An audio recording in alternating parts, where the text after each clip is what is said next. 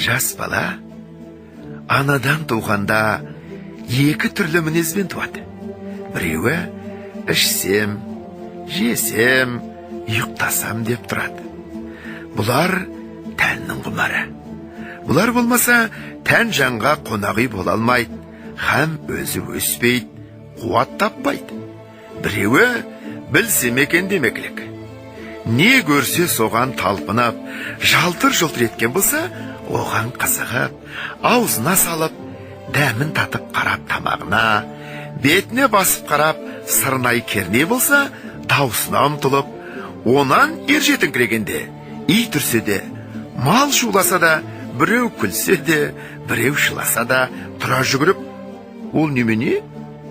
Бұл немене деп, ол неге өйтеді? Бұл неге бүйтеді деп көзі көрген, құлағы естігеннің бәрін сұрап, тыныштық көрмейді. Мұның бәрі жан құмары. Білсем екен, көрсем екен, үйренсем екен дегені. Дүниенің көрінген һәм көрінбеген сырын түгелдеп, ең болмаса денелеп білмесе, адамдықтың орны болмайды. Оны білмеген соң, ол жан адам жаны болмай, хайуан жаны болады. Әзелде Құдай тағала хайуанның жанынан адамның жанын ірі жаратқан. Сол әсерін көрсетіп жаратқаны.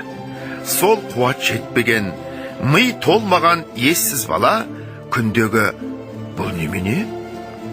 Ол немене деп бір нәрсен сұрап білсем екен дегенде, ұйқы, тамақта есімізден шығып кететұғын құмарымызда, ер жеткен соң ақыл кіргенде орнын тауып ізденіп, кісісін тауып сұранып, ғылым тапқандардың жолына неге салмайды екенбіз? Сол өрістетіп, өрісімізді ұзартып, құмарланып жиған қазынамызды көбейтсек керек. Бұл жанның тамағы еді. Тәннен жан артық еді. Тәнді жанға бас ұрғызса керек еді. Жоқ, біз олай қыла алмадық. Ұзақтай шулап, қарғадай барқылдап, ауылдағы боқтықтан ұзамадық. Жан бізді жас күнімізде билеп жүр екен. Ер жеткен соң, күш енген соң оған билетпедік. Жанды тәнге бас ұрғыздық. Еш нәрсеге көңілменен қарамадық, көзбен қарамадық, көңіл айтып тұрса, сенбедік. Көзбен көрген нәрсенің де сыртын көрген қақ тойдық. Сырын қалай болады деп көңілге салмадық.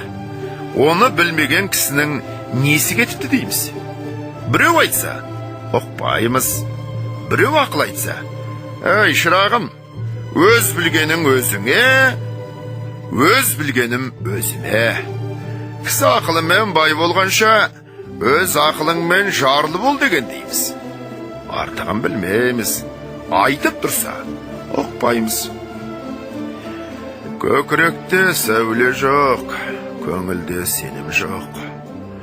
Құр көзбен көрген біздің хайуан малдан неміз артық. Қайта бала күнімізде жақсы екенбіз. Білсек те, білмесек те, білсек екен деген адамның баласы екенбіз. Енді осы күнде хайуаннан да жаманбыз. Хайуан білмейді, білемін деп таласпайды. Ал біз түк білмейміз. Біз де білеміз деп надандығымызды білімділікке бермей таласқанда, өлер тірілерімізді білмей, күре тамырымызда адырайтып кетеміз.